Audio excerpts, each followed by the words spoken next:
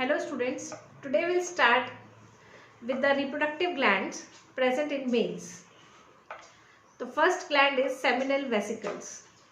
Seminal vesicles are paired glands and they are located behind the urinary bladder. Seminal vesicles secrete seminal fluid which contains fructose, inositol and fibrinogen. Seminal fluid contains fructose, inositol and fibrinogen.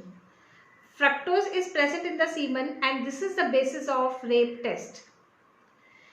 Inositol is a derived sugar and fibrinogen, it helps to coagulate the semen. Fructose and inositol, both of them nourish the sperm.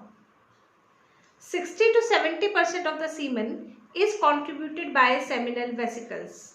60 to 70% of the semen is contributed by the seminal vesicle. The seminal fluid helps in nourishment of sperm.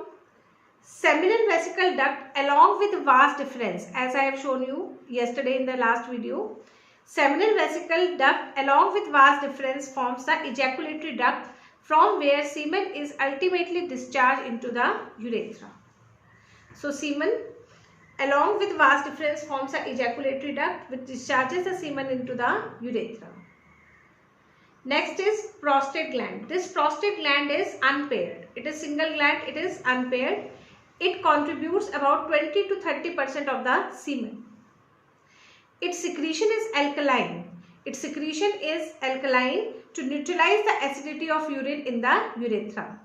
Urine makes the urethra acidic, and in acidic medium the sperms can be killed.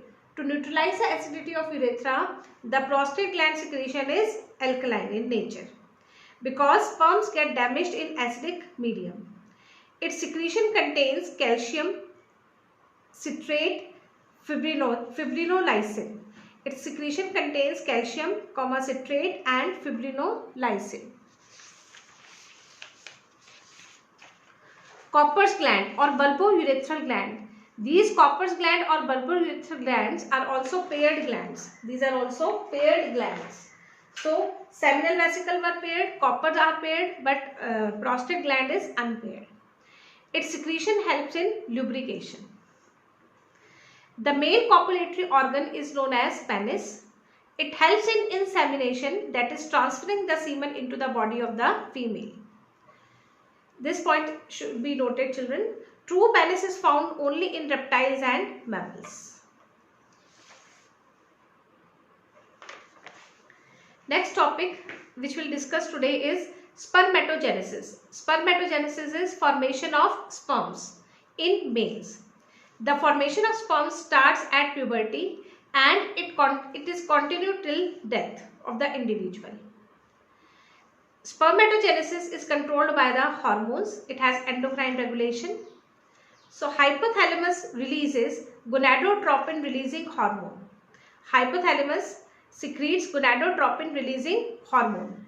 This gonadotropin releasing hormone acts on anterior lobe of pituitary gland, and anterior lobe of pituitary gland releases two hormones, LH and FSH.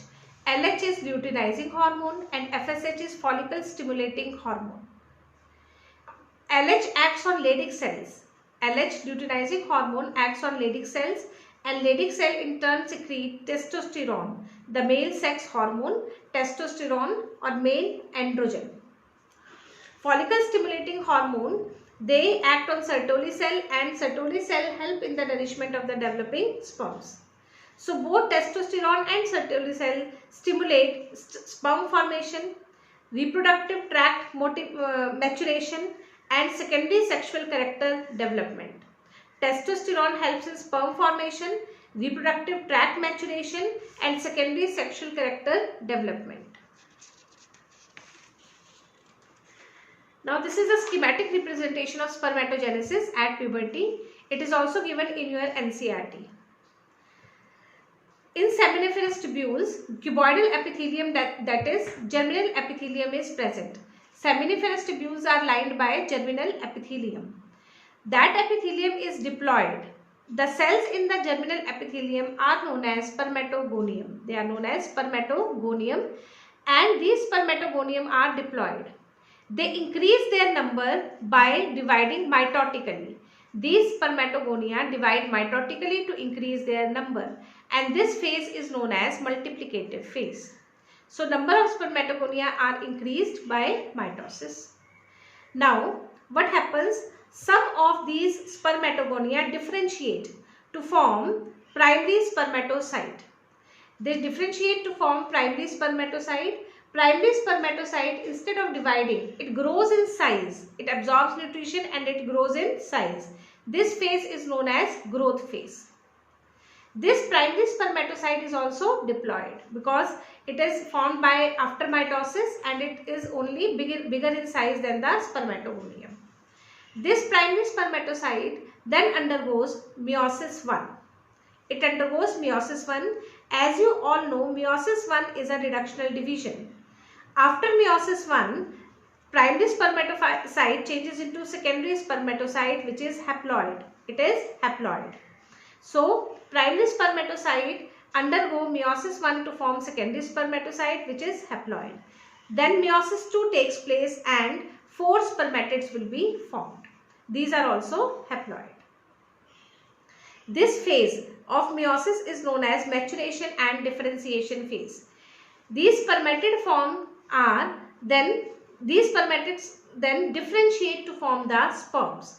They differentiate to form the sperms. In this differentiation, acrosome, tail, middle piece, neck is formed. All spermatid acquire the shape of the sperm. This part is known as differentiation. So what happens? Spermatogonium present in the seminiferous tubule are diploid. They increase their number mitotically, and this phase is known as multiplicative phase. Some spermatogonia increase their size, they become bigger in size and they differentiate. They are known as primary spermatocytes. These primary spermatocytes undergo meiosis 1 to form secondary spermatocytes, which are haploid.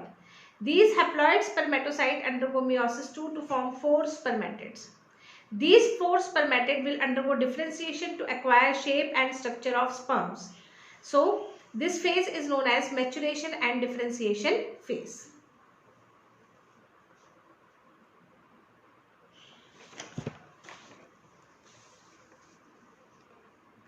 This is the diagram showing different phases of sperm development. See, these are spermatogonium. This is primary spermatocyte which has increased its size. Primary spermatocyte undergoes meiosis 1 to form secondary spermatocyte. Secondary spermatocyte undergoes meiosis 2 to form spermatid, and spermatid when differentiate to acquire the shape and structure of sperm, it is known as spermatozoa.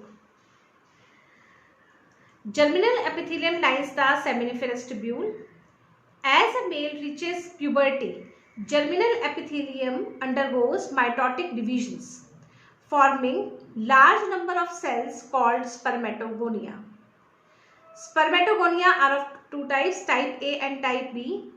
Many such cells, type B, undergoes growth and grows to a larger spermatocyte by obtaining nourishment from the Sertoli cell.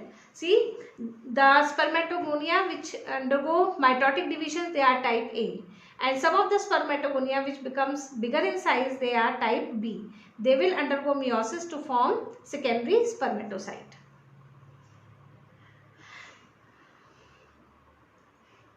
Many such cells, type B, undergo growth and grows to a larger primary spermatocyte by obtaining nourishment from the Sertoli cells.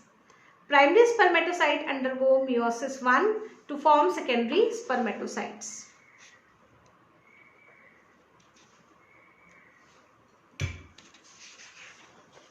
Secondary spermatocyte, which are haploid, undergo meiosis 2 to form haploid spermatids. They form haploid spermatids.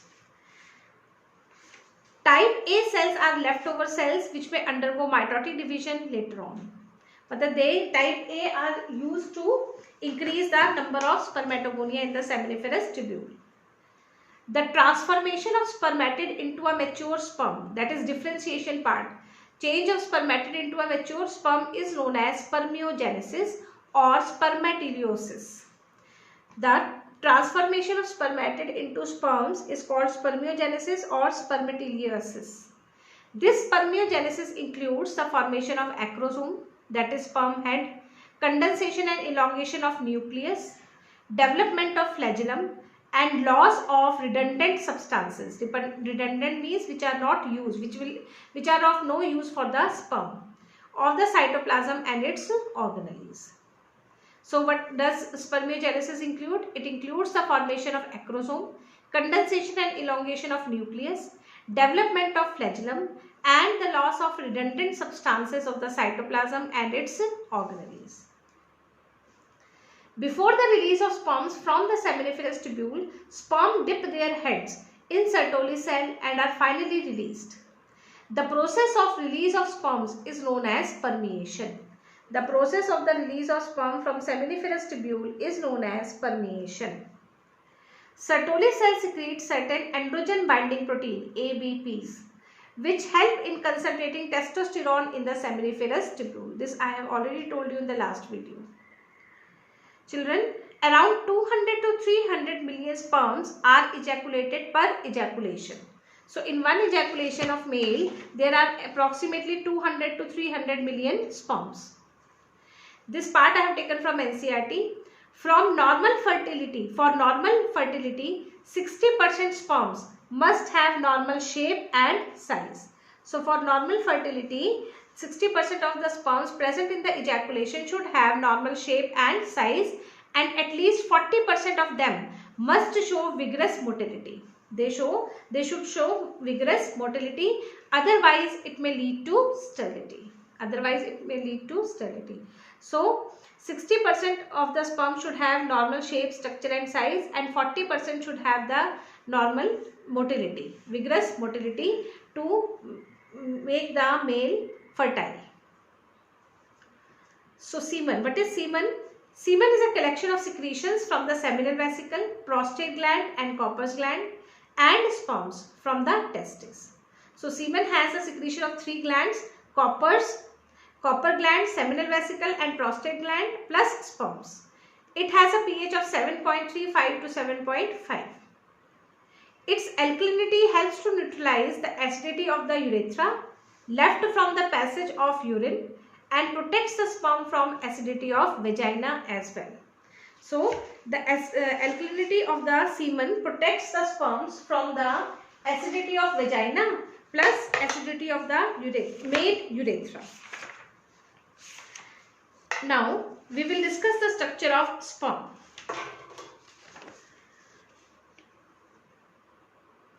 This diagram shows the structure of sperm.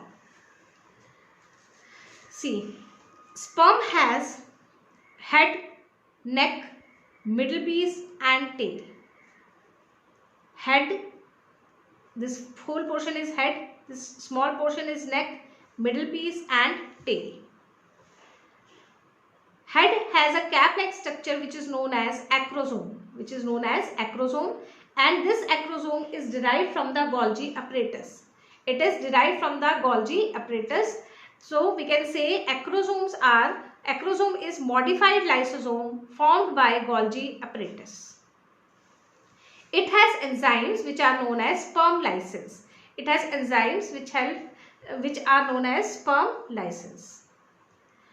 Then head has an elongated nucleus. This is the elongated nucleus present in the head. Neck has 2 centrioles. These 2 centrioles are not shown in your NCERT, but they are present here. 2 centrioles, one is proximal and one is distal. Proximal centriole after fertilization will help in first cleavage. See children, sperm will fertilize with the egg to form the zygote. Zygote will divide to form group of cells called blastula or morula. First morula, then blastula. So first cleavage for the division of zygote, zygote will divide with the help of this proximal centriole in the first cleavage. So proximal centriole required for first cleavage after fertilization. This distal centriole helps in the formation of flagella. It helps in the formation of axial filament of the flagella. Next is middle piece. This middle piece has mitochondria arranged in spiral form. Middle piece has mitochondria arranged in spiral form, and there are about 25 mitochondria in one middle piece. So mitochondria 25 in number, and they are spirally arranged, and they provide energy. Mitochondria provide energy for the movement of the sperm. And the tail is made up of the flagella. Tail is flagellated. So most organisms have motile sperms, exception Nematohelminthes like Ascaris, which have amoeboid sperms without flagella. This is very important. Most organisms have motile sperms, exception is Nematohelminthes like Ascaris, which have amoeboid sperms without flagella.